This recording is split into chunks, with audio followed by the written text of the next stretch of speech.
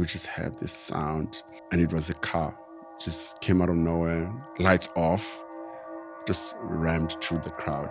I just blacked out. The whole arm, I wouldn't know whether it's here or here or here or, it just came off. The 10th of February, pivotal day in your life. Yeah.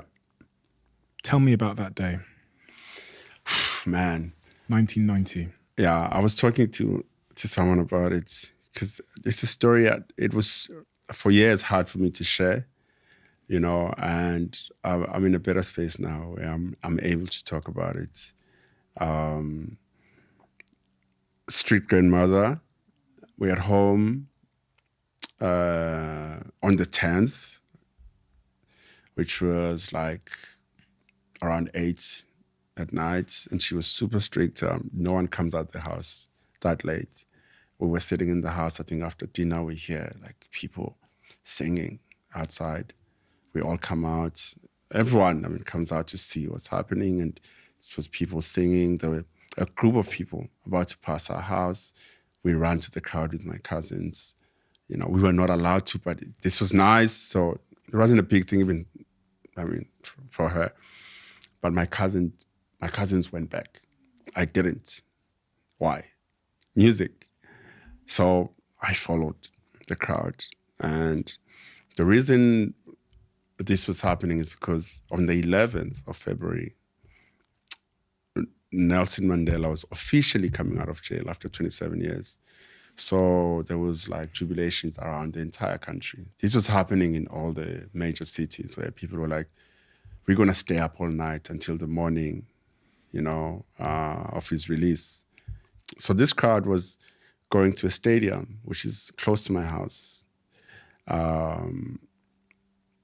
That's where the camping was going to be, the singing until the morning in the stadium. So they went on the streets, basically gathering more crowds. And we were now close to the stadium. And just out of nowhere, we just heard this sound. And it was a car. Just came out of nowhere, lights off, just rammed through the crowd. So I was not in the front, but I was maybe like 20% in, and I just blacked out. And people were screaming, and when I woke up, there was fire. People were angry. So basically, this driver switched off the lights to literally just kill people with his car. And so they bent the car. Well, they bent the guy too. And they burnt the guy? Yeah. They pulled him out the car and killed him? Yeah, literally. And he stayed there for hours, actually, without anyone coming for him. Because I remember this happened at around 4 in the morning. Went to a hospital around, maybe 30 minutes later, the cars took us to hospital. I came back from the hospital around 7, 8. He was still there, like not even covered. His car, he was still lying there on the ground.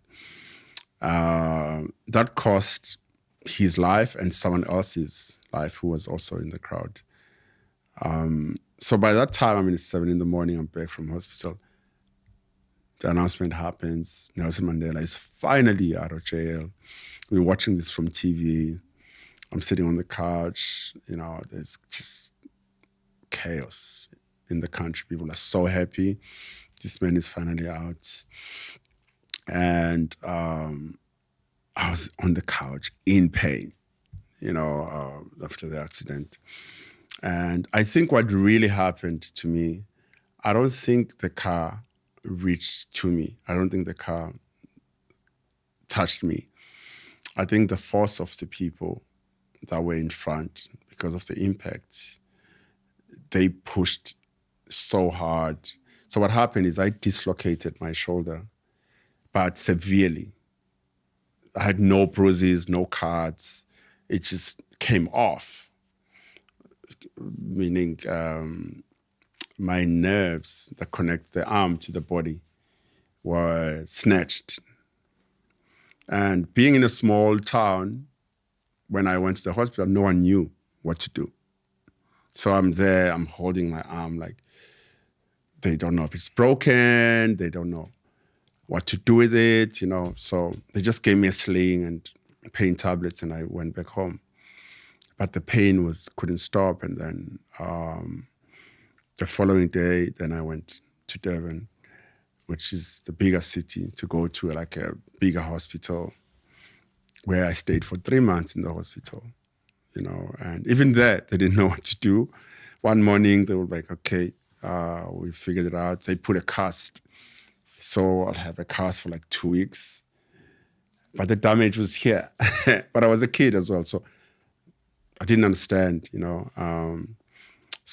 The injury is called brachial plexus, which is the damage of nerves. And there's nothing you can do to fix damaged nerves. They can only fix themselves. So over time, so they tried different things. At some point, I remember I was being taken to like a specialist to see if there was life on my arm. So, because they were thinking of amputating my arm. So they put this device that had electricity to see if I'm gonna feel it. And there was just like probably like 5% of life.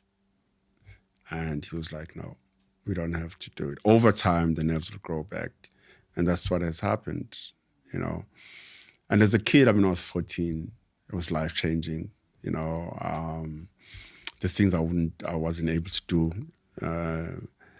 The activities, there was just things I couldn't. I was in a music class, you know, so I couldn't participate on the piano, like lessons, and we used to play recorders. And so I went through a phase where it really affected me.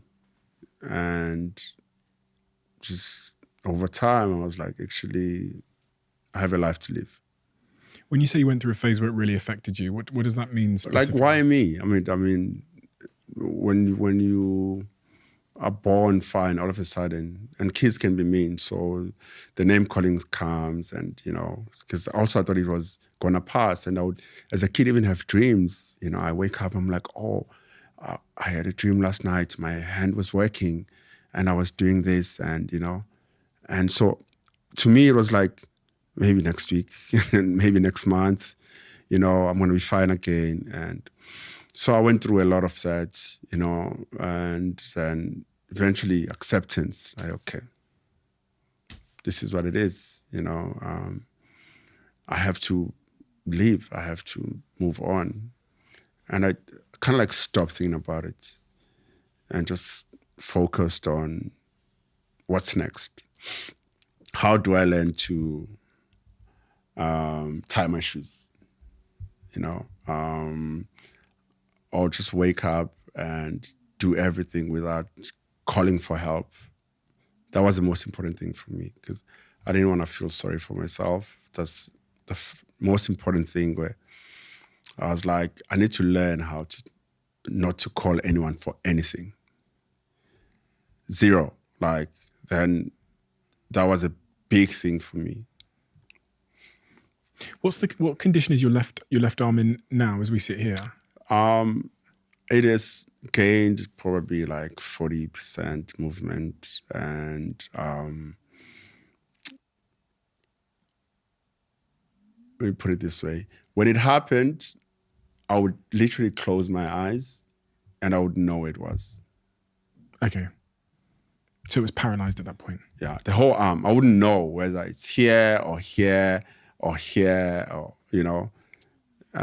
So over time, I've started feeling things. I can differentiate between hot water and cold water. And every now and then, because that's another thing, I used to do physiotherapy a lot. When I was a kid, and I used to, after school, I go and I train, and that depressed me even more, because I was waiting for results, you know, and I thought, I'm training for muscle that wasn't coming. So I couldn't see anything. And when I stopped everything. I stopped thinking about it. I stopped waiting for it to be better. Acceptance. Yeah. So even now, it's like if I woke up and it was fine, do I even need it? That's where I'm at. Like, doesn't really matter. You know, I think my life has turned out exactly how it's supposed to.